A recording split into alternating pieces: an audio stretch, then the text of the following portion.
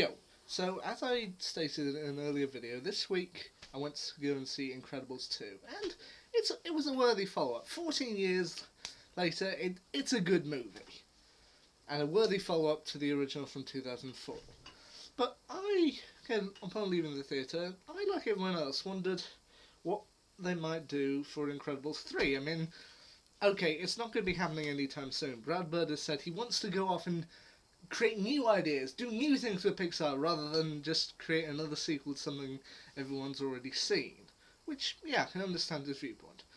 However, I, like everyone else, have ideas about what would probably happen in Incredibles 2, and so I'm going to pitch kind of my idea for what Incredibles 3 would be like.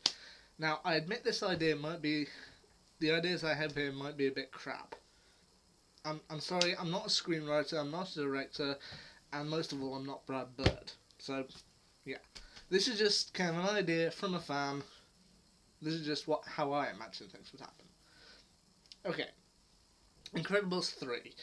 Seeing as Incredibles 1 focused mainly on Mr. Incredible, and Incredibles 2 focused mainly on Elastigirl, the third one I feel kind of a natural progression would be to focus on one of their kids, which in this case I've chosen Violet for it.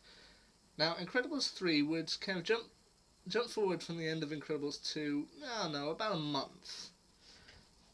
Superheroes are now legal again, and society is reaping the benefits. Crime is going down, and the streets are gradually being cleaned up. Kind of, things are going well. However, Violet Parr starts to notice that her parents, Bob and Helen, formerly, well, still are, Mr. Incredible and Elastigirl, they've started to slow down. I mean, they're still doing the superhero lifestyle, kept high-rise, fighting crime, anywhere they can find it, but they don't seem kind of as nimble and able as they kind of did in their heyday. I mean, their heyday seems for them as long past. And the two are starting to show their age. So Violet, kind of, to help support the family, and to help take some of the weight off their shoulders, decides to get a job.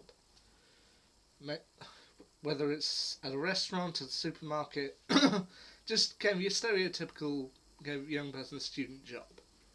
You know, whether it's delivering papers, waiting tables, I don't know. In the month since Incredibles 2, her relationship with Tony Ridinger has also developed. I mean, okay, they're probably not kind of official boyfriend and girlfriend yet, but they've both come to know each other, come to appreciate each other, even if she does have to kind of keep the superhero stuff from him. However, things would get a bit more complicated when... yeah, as I said, things would get a bit more complicated when he would witness her using her powers kind of to help out with a certain task in her job. Kind of maybe it's just to help out with a certain task in her job, or maybe it's just accidental. He once again witnesses her powers. Now, kind of, by this point, Violet knows that Rick Dicker's kind of program has been dismantled. However, teenage paranoia takes over, and she fears that the government is once again kind of going to come and wipe Tony's memory, and she doesn't necessarily want to go through all that again. Kind of everything she went through in Incredible 2, she doesn't want that. So what she essentially does is she drags Tony and they go on the run, kind of trying to escape from the government that isn't really coming after them. It's just teenage paranoia. The only person who Violet keeps in contact, rather reluctantly with on both sides, is Dash. Seeing as since he has super speed, he's used to being on the move, or he's used to moving quickly.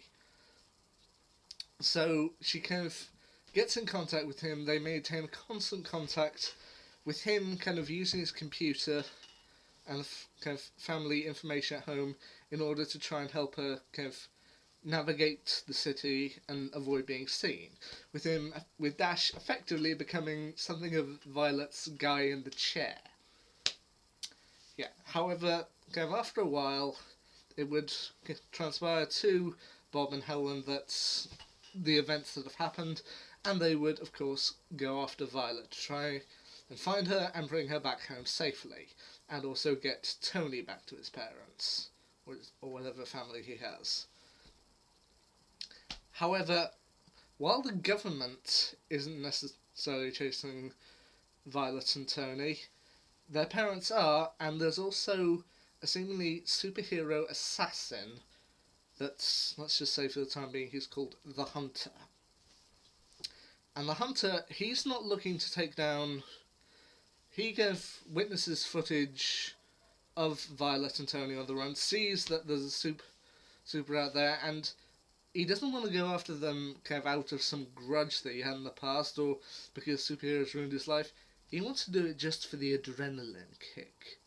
Just wants to do it because it makes him feel alive. It's fun.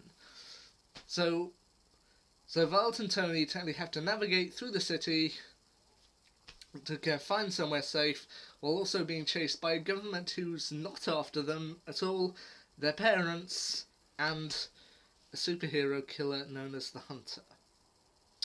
Anyway, that's the only rough idea I have. And yeah, I'm sorry if it's a bit rubbish, but as I said, I'm not Brad Bird, I'm not a screenwriter, I'm not a director. It's just my kind of idea of what would happen in Incredibles 3. Which, yeah, we may have to wait another 14 years to get the proper movie, and I know my idea probably wouldn't even be good enough for Disney straight to DVD, but you know what? It was an idea I had, and I thought it had potential, even if nobody else does. Anyway, thanks for listening, and I'll see you around.